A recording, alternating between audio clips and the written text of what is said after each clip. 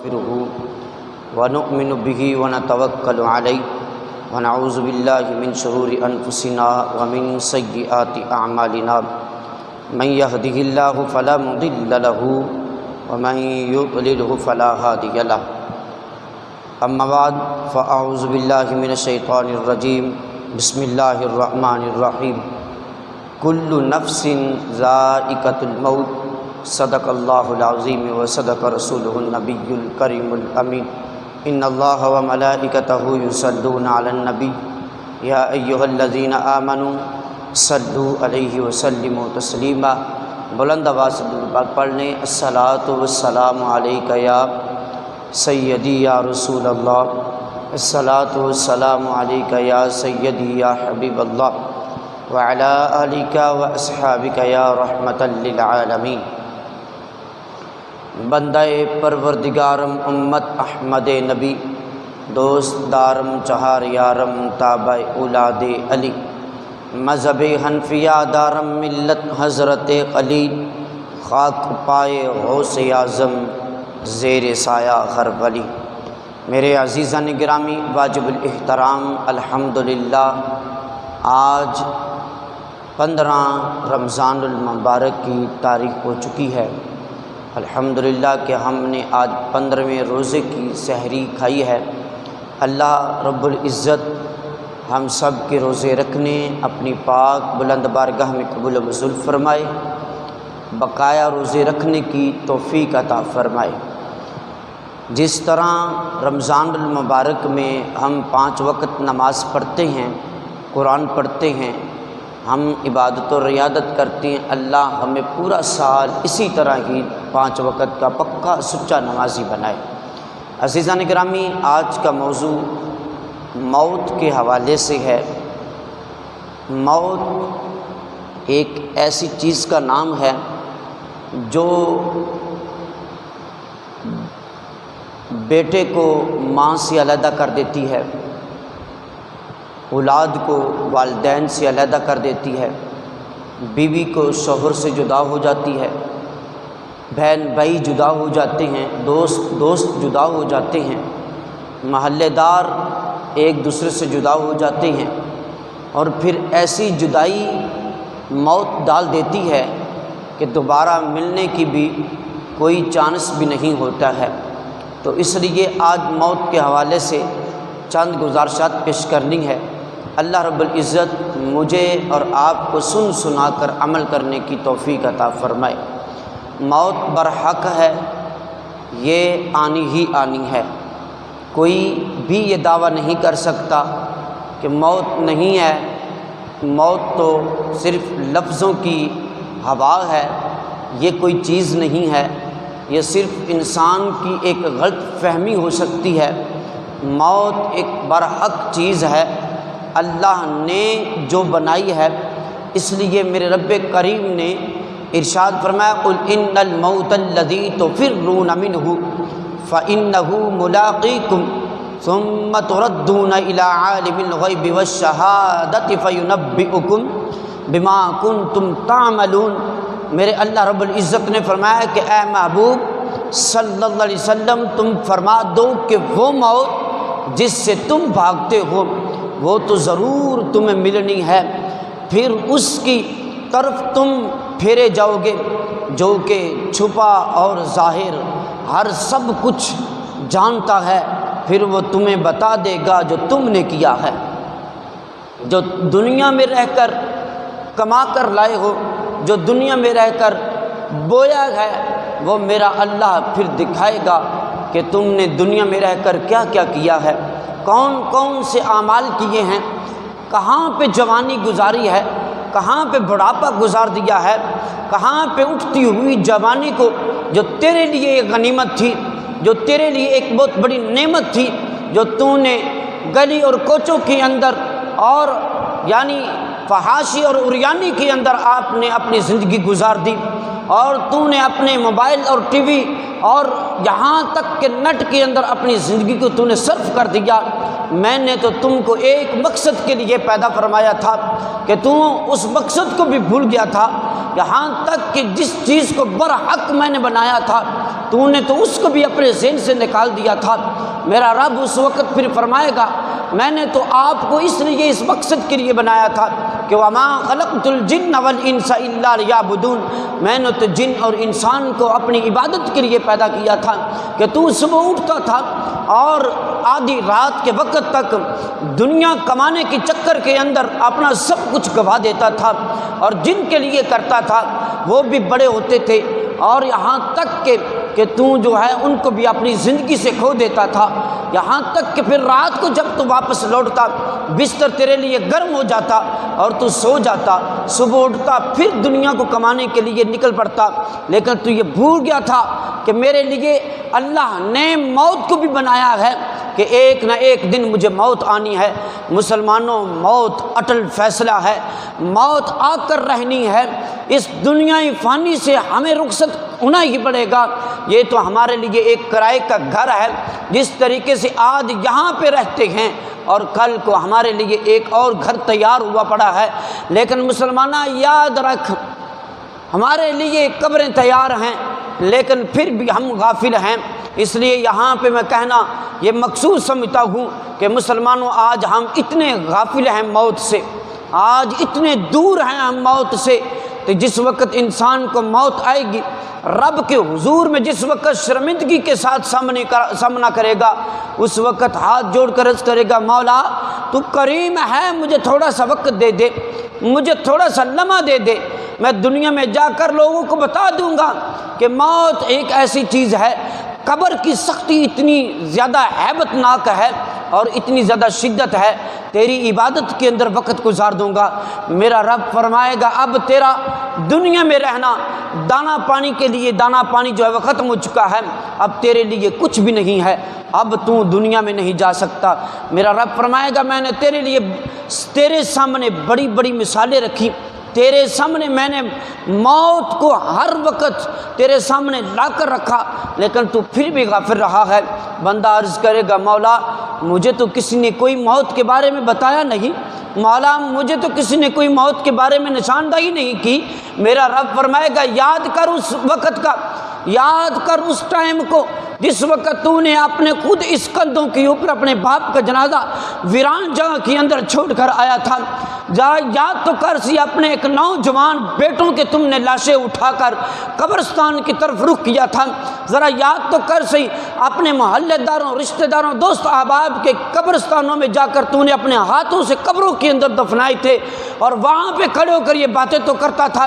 آج اس دنیا سے یہ بندہ چلا گیا ہے، لیکن کل ہم نے بھی اس دنیا میں آنا ہے۔ قبرستان سے نکلتا تھا تو اپنے گھر میں آتا تھا، تجھے موت بھول جاتی تھی، تجھے اتنا یاد نہیں رہتا تھا۔ آج اس بندہ، وہ بندہ جو ہے دنیا سے چلا گیا، رات کو سویا وہ صبح اٹھا نہیں، یہاں سے ہمارے پاس بیٹھا ہوا شخص ابھی اٹھ کر گھر گیا ہے، جاگا نہیں ہے، لیکن مسلمانہ یاد کر لے موت آنی ہی آنی ہے۔ اس لیے میرے کریم آقا صلی اللہ علیہ وسلم کا فرمان علی شان ہے کہ موت کا ذکر بہت زیادہ کیا کرو، جو لذتوں کو ہٹانے والی ہے، عیش میں آرام فنا کرنے والی ہے۔ ایک مرتبہ نبی کریم صلی اللہ علیہ وسلم نے ارشاد فرمایا اگر جانور موت کے حال سے اس طرح واقف ہو جائیں جس طرح انسان واقف ہے، جس طرح انسان واقف ہے موت سے، اگر جانور جو ہے وہ واقف ہو جائے موت کے حوالے سے، میرے کریم نے ارشاد فرمایا تو کسی انسان کے کھانے میں فربا گوشت جو ہے، موٹا تازہ گوشت جو ہے، صحت مند گوشت جو ہے، وہ کبھی بھی ان کے سامنے نہ آئے۔ اگر موت جانور واقف ہو جائے انسان کی طرح، میرے محبوب نے فرمایا یعنی موت کے خوف سے وہ جانور جو ہے وہ لاغر ہو جائے گا، وہ پتلا ہو جائے گا، وہ کمزور ہو جائے گا۔ حضرت امی عائشہ صدیقہ رضی اللہ تعالی عنہا آپ فرماتی ہیں کہ میں نے ایک مرتبہ نبی کریم صلی اللہ علیہ وسلم کی خدمت اقدس میں عرض کی یا رسول اللہ صلی اللہ علیہ وسلم کیا کوئی ایسا شخص ہے جو شہیدوں کے درجے تک پہنچ جائے گا؟ یہ بات اپنے ذہن کے اندر بٹھا لیں، یقین کر جائیں ہم موت سے غافل ہیں، ہمیں موت یاد نہیں ہے۔ اگر ہم موت کو یاد کریں نا، موت کو یاد کریں تو کبھی بھی ہم گناہ کی طرف نہ جائیں۔ تو میرے کریم آقا صلی اللہ علیہ وسلم نے ارشاد فرمایا ہاں ایسا شہیدوں کے درجے تک بھی انسان پہنچے گا۔ میرے محبوب نے ارشاد فرمایا جو شخص دن کے اندر 20 مرتبہ موت کو یاد کرتا ہے اللہ اس بندے کو شہید کے درجے تک پہنچا دیتا ہے۔ یار 20 مرتبہ صرف ہم نے موت کو یاد کرنا ہے، بھی موت آنی ہے، موت برحق ہے۔ حضرت عمر رضی اللہ تعالی عنہ آپ نے ایک شخص باقاعدہ رکھا ہوا تھا، ایک شخص باقاعدہ تھا جو ہر روز آ کر حضرت عمر کو موت یاد کرواتا تھا، اور اتنا صرف بولتے تھے عمر موت برحق ہے، عمر موت آنی ہے۔ حضرت عمر رضی اللہ تعالی عنہ آپ جس وقت موت کا نام سنتے نا تو کانپ جاتے، ڈر جاتے، خوف لرزہ طاری ہو جاتا آپ کے اوپر۔ ایک مرتبہ، اب یہ بزرگوں کے لیے یہ میں بات کر رہا ہوں، مجھے حضرت عمر رضی اللہ تعالی عنہ آپ ایک مرتبہ نا آئینے کے سامنے آئے تو آپ کی داڑھی مبارک میں صرف ایک بال جو ہے سفید ہوا۔ کیا ہوا؟ ایک بال، صرف ایک بال سفید ہو گیا۔ تو حضرت عمر رضی اللہ تعالی عنہ نے جس وقت بال جب دیکھا نا سفید، تو اگلے دن شخص آیا نا تو حضرت عمر نے آپ نے فرمایا کہ آج کے بعد تم میرے پاس موت یاد کروانے کے لیے نہیں آئے گا، مجھے موت یاد کروانے کے لیے آج کے بعد تو نہیں آئے گا۔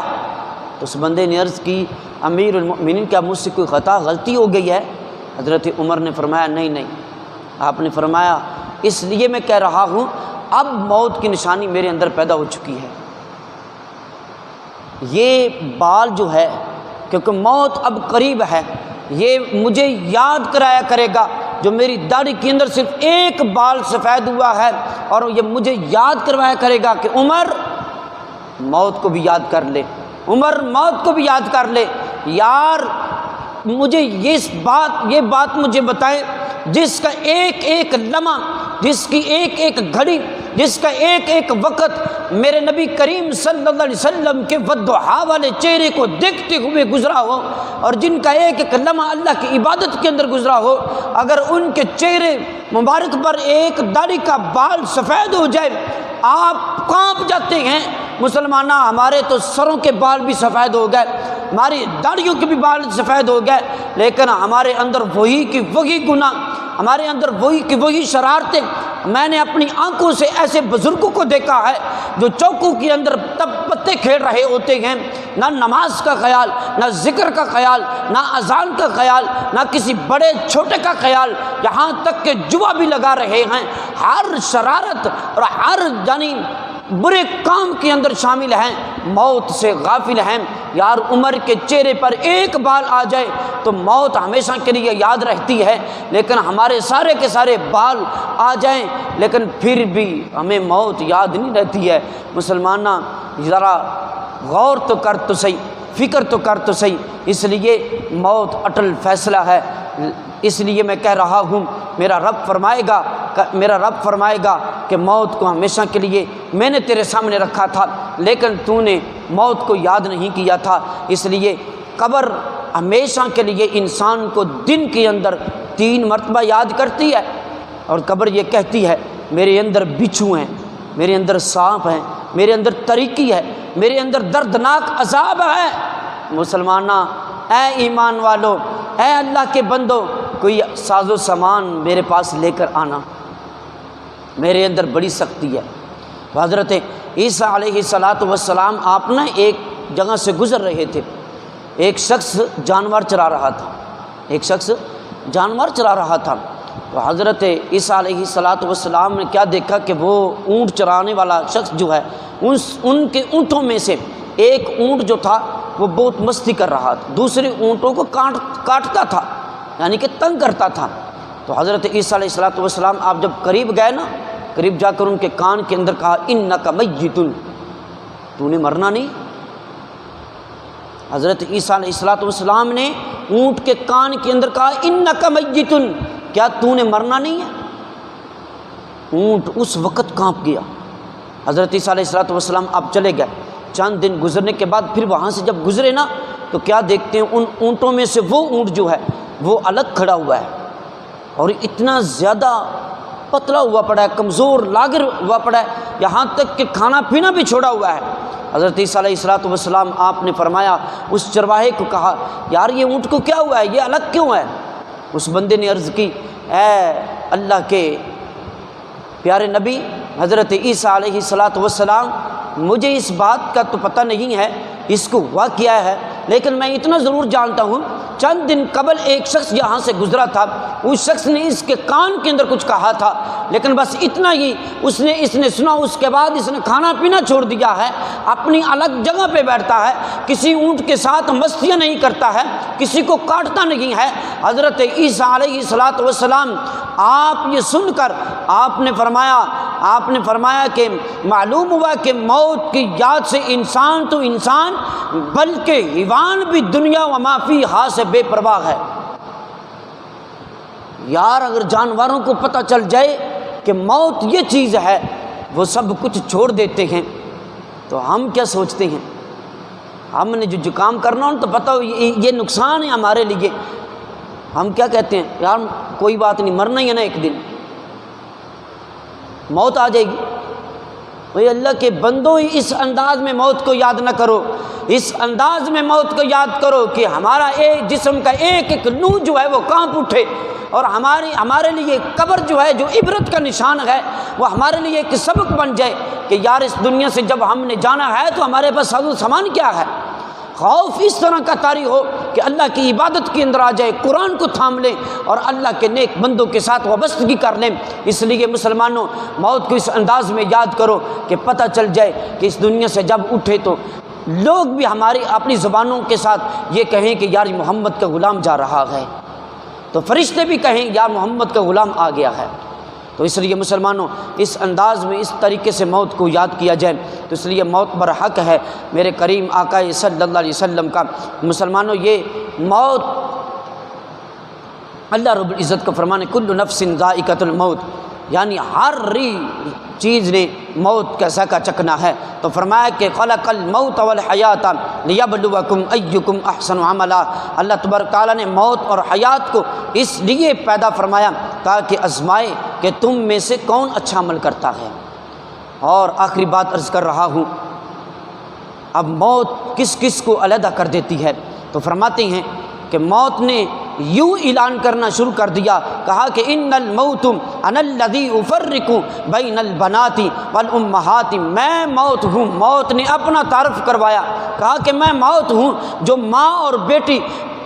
دونوں کو جدا کر دیتی ہوں۔ اور موت کہہ رہی ان الموت انا الذی افرق بین الاخی والاخوات، میں موت ہوں جو بہن اور بھائی کو علیحدہ کر دیتی ہوں۔ کہا کہ ان الموت الذی افرق بین کل حبیب، میں وہ موت ہوں جو ایک دوست کو دوسرے دوست سے جدا کر دیتی ہوں۔ کہا کہ ان الموت الذی افرق بین الزوج والزوجۃ، میں وہ موت ہوں جو میں خامد کو بیوی سے جدا کر دیتی ہوں۔ اور کہا کہ انا الموت الذی اعمر القبور، میں وہ موت ہوں جو قبروں کو آباد کرتی ہوں۔ مسلمانوں موت کو ہمیشہ کے لیے یاد کیا کریں۔ حضرت ابراہیم خلیل اللہ کے اتنے پیارے نبی ہوں، جس وقت حضرت اسرائیل علیہ السلام آپ کے سامنے آئے نا، تو آپ نے کہا کہ آپ مومن کی جب موت نکالتے ہیں کون کا روپ استعمال کرتے ہیں، اور جب کسی یعنی ایسی روح کی جب روح قبض کرتے ہیں جو مسلمان نہیں ہے اور جو گناہ گار ہے، اس کی روح کس انداز میں نکالتے ہیں۔ حضرت اسرائیل علیہ السلام جس وقت مومن کی روح کو نکالنے کے لیے جو صورت اختیار کرتے وہ دکھائی، اور آپ نے مثال دیتے ہوئے ارشاد فرمایا کہ میں مومن کی روح کو اس طرح نکالتا ہوں جس طریقے سے مکھن سے بال نکالتا ہوں، مجھے پتہ نہیں چلتا ہے، ایسے انداز کے اندر موت کو نکالتا ہوں۔ اور کہا کہ جب ایک گناہ گار کی موت نکالتا ہوں، آپ نے فرمایا کہ وہ صورت آپ نہیں دیکھ سکتے ہیں۔ حضرت ابراہیم نے زیادہ اصرار کیا، زیادہ اصرار کرنے کی وجہ سے آپ نے کہا کہ آپ نہیں دیکھ سکتے۔ جب آپ نے فرمایا نا، آپ نے کہا حضرت اسرائیل علیہ السلام نے اب تھوڑی دیر کے لیے اپنی آنکھیں بند کریں، ادھر سے آنکھیں بند کی، تھوڑی دیر کے بعد جب آنکھیں کھولی نا تو حضرت اسرائیل علیہ السلام کی وہ صورت دیکھی جو گناہگار کی موت کو یعنی اس کی روح کو نکالتے ہیں، حضرت ابراہیم خلیل اللہ ان کے اس خوف کی وجہ سے اور ان کے اس صورت کی وجہ سے آپ دیکھ کر بے ہوش ہو جاتے ہیں، گر جاتے ہیں، اور جب ہوش میں آئے تو آپ نے فرمایا کہ یار اس صورت کے اندر آپ لوگوں کی روح کو نکالتے ہو۔ اللہ کے خوف سے ڈریں، اللہ کے عذاب سے ڈریں، موت برحق ہے۔ مسلمانوں موت کو ہمیشہ کے لیے یاد کیا کرو، پتہ نہیں کب کس وقت موت آ جائے،